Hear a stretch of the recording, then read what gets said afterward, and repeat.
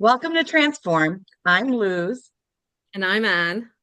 and today we are very excited to welcome our guest, Birdie Nicksic. Thank you so much for joining us today, Birdie. Thanks for having me, ladies. Now, Birdie, you are a light in what we call our Owners Club membership. You are absolutely one of those people who comes in and then just emanates radiance, joy, and everything wonderful. Wouldn't you agree with that, Anne? Oh, man, she's annoyingly radiant, isn't she? She just radiates radiance and leverages all that beauty and radianceness. I love her to bits, but I like giving her a hard time about her loveliness. Yes, absolutely. So both of us have had the opportunity to work closely with Birdie, and we absolutely love her to death. But this is a wonderful opportunity for us to get to know a little bit more about Birdie, and the focus of our podcast is transformation. And so we would love for you to talk to us a little bit about where transformation has come into your life, and maybe something that nobody else knows about you, and how transformation has impacted you, whether negatively or positively. But then take us down that journey and that path of where you have come through that transformation and where you are now and where you will be headed. Mm, that's a lot. What do they call it? That's a 12-inch sub. Okay. Well, let's talk about that. So many people do know that I was an actress for a long time, 30 years. And I think the biggest transformation, of course, has to be that for me, because it was such a big part of my identity for so long. Um, Knowing as a kid that that's what I was called to do, and that was my calling, and I loved it. And I started my very first professional theater job was when I was 11. And then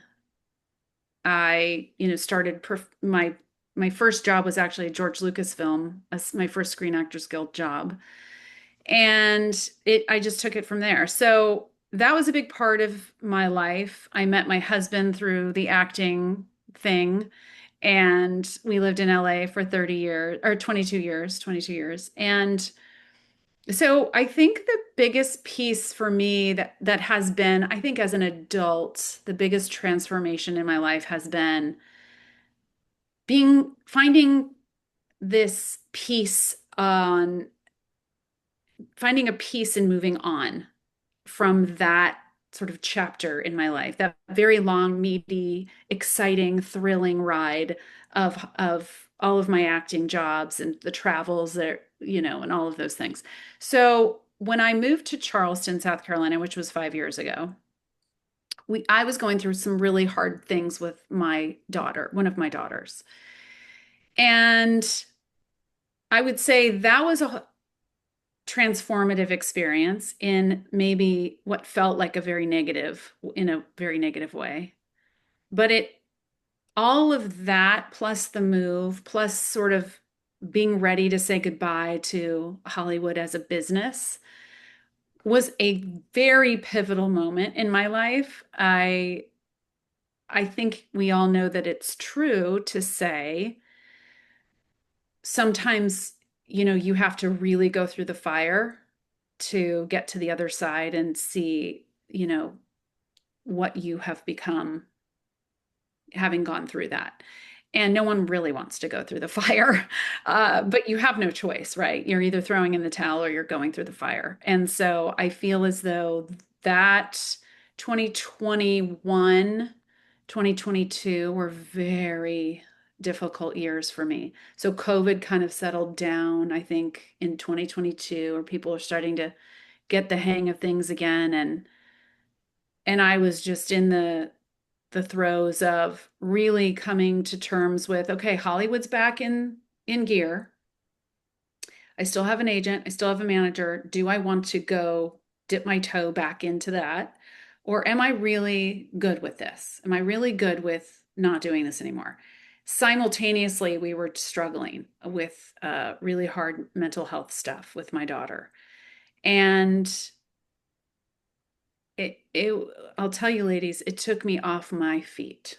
It was like nothing I've ever experienced and hope to never experience again, even though the person I am now is only because of what I had to go through. So I would say that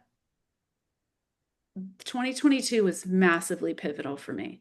I made a decision not to do the acting thing. I made a decision to accept and be content with the fact that I really didn't like the business of Hollywood, to the point where I felt the need to continue to attach myself to that identity. I was really okay with moving on. And I didn't know what I was moving on to. And so that was difficult. And then I found creative real estate. Um, and so I'll leave that story for later, but I think that was it. Those were my transformative moments, like those really, really hard. I felt like I was at the bottom of my barrel, to have to deal with a trauma with one of your children, which all of us are, we're all mothers, and that's hard. That's a really hard thing. And knowing you've done everything you can and you can't do anything more about it, and you have to hand over your child Yeah. someone else to fix. That's hard. Sorry, I get that's really hard. Because you don't know if you're going to get them back or any semblance of who they could be. And so that's a hard thing to go through. And then I was alone, not alone. I have my husband and my other two children, but sitting alone with those thoughts and sort of rebuilding myself and kind of recalibrating. Um, took about, I would say, a good year of a lot of um, introspection, a lot of praying, a lot of meditating, a lot of internal temper tantrums, probably some external temper tantrums. And I finally, I really did. I do say this, and I really mean it. When I discovered pace in this world of the sub two community, it was just perfect timing.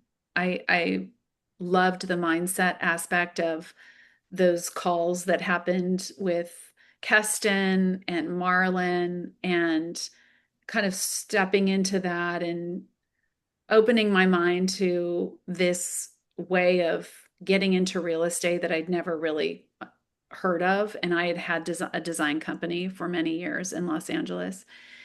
And so it just started to open, sort of pull back the curtain a little, the light kind of shining on my face. And I just started to build and rebuild and rebuild. And I just felt like I discovered myself again. And the hunger for learning was like I had not felt in since I was in my early 20s. I all of a sudden felt this engine inside of me, not just my soul, but my mind, and wanting to dig into all of the information and meet all of these amazing people that had such interesting stories, right? So I think just being in a place where I realized, oh, I could live to 106. I still have half my life left to live. So why not make it spectacular? Like, I can't lay here and feel sad about things I can't control, right? So I started to rebuild, and that I really, I really give credit to all of you, to Pace and the leaders that he has put in certain seats in sub two. And um, I really attribute to my transformation to who I am now. Um, that beginning spark is from sub two. And of course I do have a deep faith, and I know that I always say that I am guided by the Holy Spirit, which fuels like my instinct and my intuition. I listen and rely on that a lot. So That's some big there's some big changes there. yeah. You were LA actress, set up there on the West Coast, husband, 3 kids. Yeah. You, I want to explore a couple of things there, if that's okay. One was there a push out of acting, or was there a pull to something else? Or what was the main catalyst for your departure there? Mm.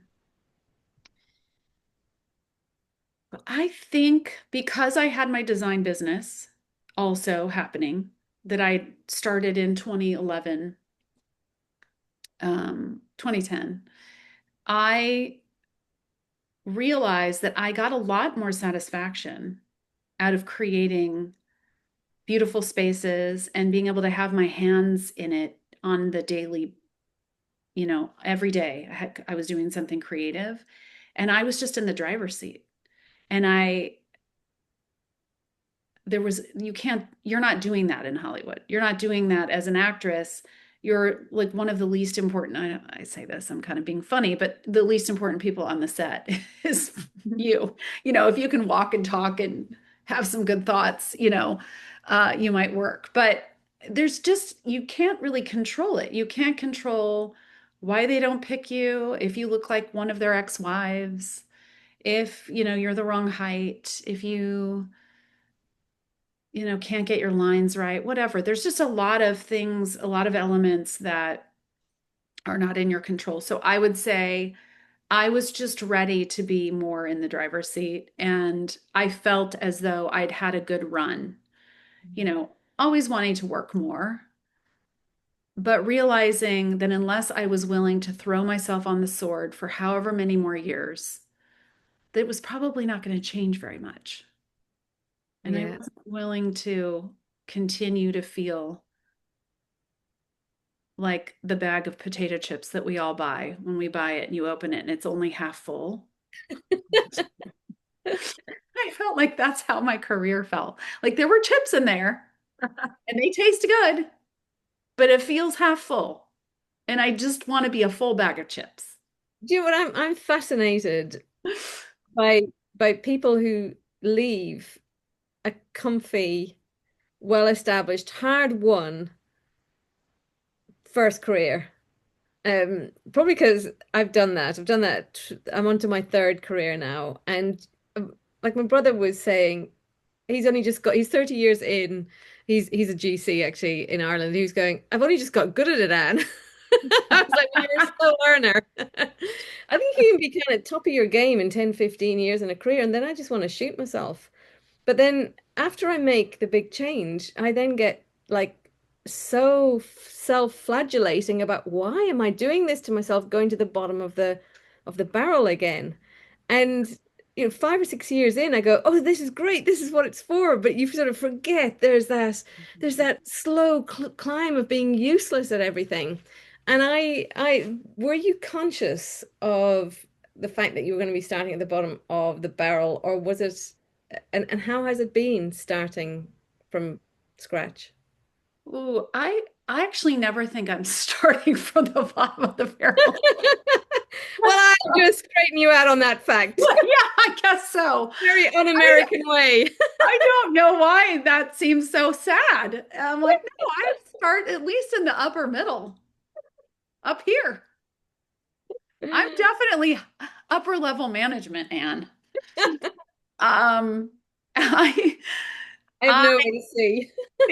I think that it wasn't. I've always been fascinated by architecture and design. So it felt like a very comfortable place for me to, even though I was completely clueless about creative real estate and like how things are structured and how to, cold call sellers. I don't like that. Although I'm very comfortable talking to strangers, there's something about that I was not loving. But I was willing to try it just to say, okay, yeah, I did that. It made me sweat in all sorts of places, whatever. But I think it felt like a very comfortable space to talk about assets, real property assets. And obviously I had done many remodels and many new builds and many business conversions and in the design space. So being on a yucky, dirty job site, that didn't, none of that seemed hard. So I didn't feel like I was starting at the bottom. I guess I knew some of the language. I had at least taken a couple of years of that language, if that makes sense. So Yeah. it didn't feel so raw and new. And it's been amazing because everyone is doing in our community does such different things or has a different angle on a similar thing. And yeah, so I think it's been a really great ride so So far. of that transition you made where you were before and what you did before and where you are now, what are you most proud of today? Hmm. I think I would say that I'm really loving that I changed my design model from a traditional interior design model, business model to a consultation model. I really am proud of myself because I would not have thought that I should or could do that. Um, Without having like a big built out team sitting in an office somewhere doing all the things, right? So I think just jumping in and saying, no, this is what I'm going to do. And I'm only going to work for investors because I just see the value in the people around me. And I know that I bring them value and when they're feeling a little stuck or they might need some direction to make their property or project a better return. So I'm really proud of that. It also catapulted me into building what I'm building now. I don't know where that light bulb came from, but well, I know it came from this is like what I'm supposed to be doing, this big disruptive thing. And what is that? It is. I'm glad you asked. It's called IE, which stands for Immerse Emerge, which is a full sensory immersion design studio. And I'm building out many across the country. It's coming to a city near you. Can't wait. So So, tell us a little bit more about what that looks like. so we all are familiar, most people are familiar with those immersive experiences, right? A lot Yeah. of people wear, you can wear the VR goggles or whatever, but most people know what that is, immersive experiences. So this essentially is a design lab that I'm building out in my initial goal is 10 locations around the nation so that anyone in the build, construct, engineering, development world can bring in their clients or their investors. And it is a space where they have uploaded, for lack of a better word, done an intake form with all of their files, all of their drawings, all of their renderings, sensitive lighting, scent technology, and sound. And you step into the spaces before they're ever built. And we finally have the technology today to create environments where you no longer have to bang your head against the wall and wait 6 months for people to understand how something's going to feel. You can do it in 60 minutes before anything is ever built. You can skip the line, and your clients and investors will know exactly what that space will feel like standing inside of it. And so, my goal is to solve the big screaming problem of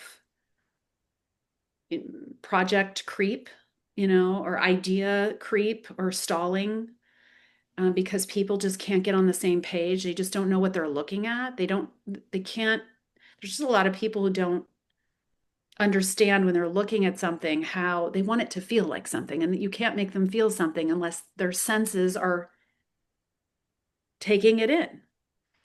So it shrinks that buy-in time and it shrinks change orders. So imagine you're doing a big development project and you can step inside the spaces with the drawings, the technical drawings, the mechanical drawings, and step inside and fix the problems before they are ever built. So that's what I'm building. Just a small little. Wow. That would be a game changer. In one of my past lives, we used to help major investors win huge big hospital schemes, like $2 billion worth, multi-hospital bills at the same time. The biggest challenges was getting the buy-in from key. Did you know when you design a hospital, you start around infection control bedside? It's the bedside. It's how the bedside is set up.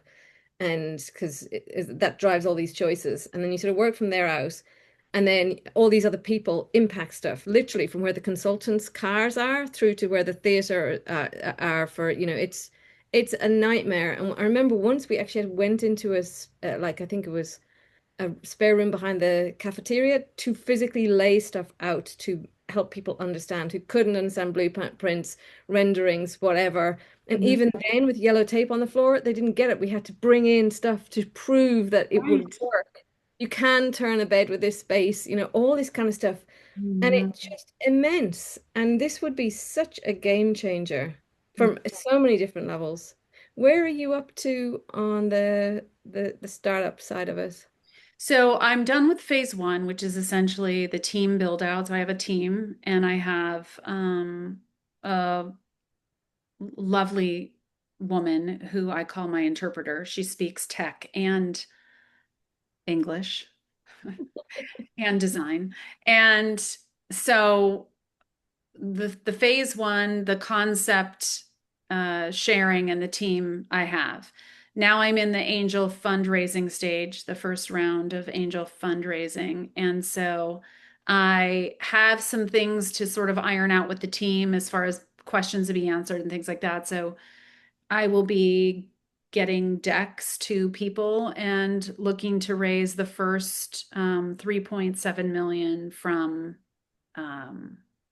for the beta studio, which will be in Charleston, so that I can tinker and poke the holes and get it to, be up and running. And I will be creating something that will then have its own IP and I will patent that so that then as I go out into the world, it will be something that can be easily duplicated. And so it's just a small little project.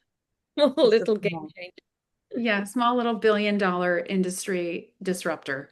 Well, I don't even like to say a disruptor. It's a big innovation that we have been screaming from every angle of this space that we're all in, which is like a $3 trillion space.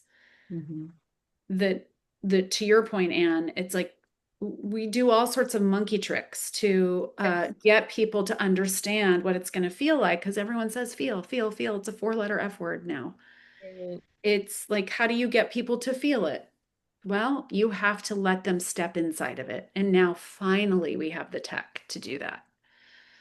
So this is an amazing project, and you're talking about being in phase two now, and you are finding your angel investors. Somebody watching this podcast right now, if they want to be a part of this vision that you have, because it's amazing, it's huge.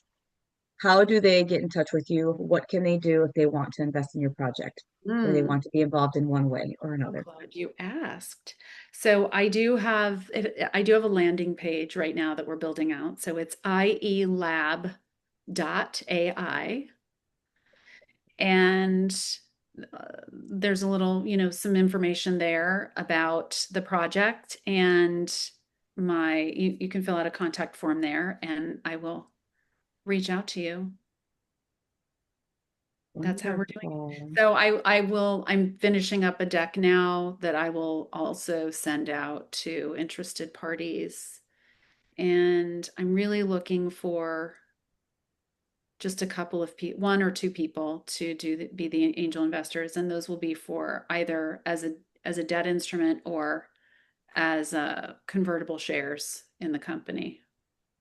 And what will the 3.7 million achieve? What will it be fully operational? Is it minimum viable? Are you yet able to see what's the difference between your minimal viable and your aspiration? Mm. It's a good question. I think that, well, the 3.7 is for the build out as well as, well, so for the creation of the IP. So there's a piece of the engine that needs to be built. The software and the hardware right now exists to a point where then I just need to fill in there's a little communication gap, and that's what we're building. So that piece, and also building the beta studio out. So that would cover that. And then it would be the market, data gathering, analytics, and things like that. So we would be using. As a user, when I go into this beta studio, I'm able to see my design in 3D within your first phase of funding. Well, so we would be using case studies, right? So I may reach out to some people that I know, especially in our community, and say, what projects are you building right now? And let me help you. And so let's you get this out of it, and I get to use your project to sort of work out the kinks. And so that's the goal. And then we'll do a launch and have you know, the local architecture, designer, engineer, even, the universities and colleges. I see them as a huge end user opportunity because they teach these courses. They teach the building arts and architecture, design, engineering. I mean, imagine the use for universities and trade schools and colleges wanting to do, hey, we're going to go, even history departments. What if you came in and you had some really cool experience that you could use the lab for? I mean, it's really endless user pool. I love your stage, or I love the whole thing, and I love your stage two. We were talking about it before, where you can do your purchasing. Mm. What's the word? You can go, oh yes, I want one of those. Oh no, let's change it to one of those. Yes. Yeah, so the renderings will all the work that is typically done from an architect or a designer or whatever, that will still be done, but now you're going to be able to walk your clients into it, and they will know the lights will go on, right? And so they're going to go, this is it. This is what I want. This makes me feel all the feelings. And so then you will go into the lounge next door and sit down and talk about it and do all the things. Birdie, this is amazing. I actually cannot wait to walk through and experience one of your immersion spaces firsthand. Thank you. Honestly, it's such an exciting idea. And I know that you've been working on this for a little bit and you're now starting to talk about it. Thank you for sharing that with us. Also, thank you for sharing your incredible story of transitioning and being so raw with us, because I know it's not easy to talk about uh, difficult times in our life. And that is something that the more we talk about it, I think the easier it gets, but it's still not easy to share. So thank you so much for that. Uh, this is the end of our podcast. We loved having you on. Yeah, we And need any last way more minute birds and than words? I know we need definitely more time. We can do a part two. I would that. love to do a part two because I actually would love to learn more about your time in Hollywood. I know we've transitioned on and moved past Yeah. that, but I would love to hear stories about Well, I Hollywood. have some fun stories, so we could do that I'm next. sure you do. Well, Yeah. again, thank you so much for being with us today. And any last words you'd like to give, Birdie? No, just to reinforce, thank you, Birdie, and thank you for the certainly sharing about that tough couple of years in the early 2020s.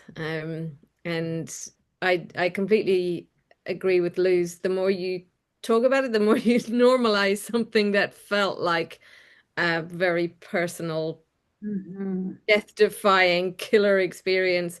But you are a light.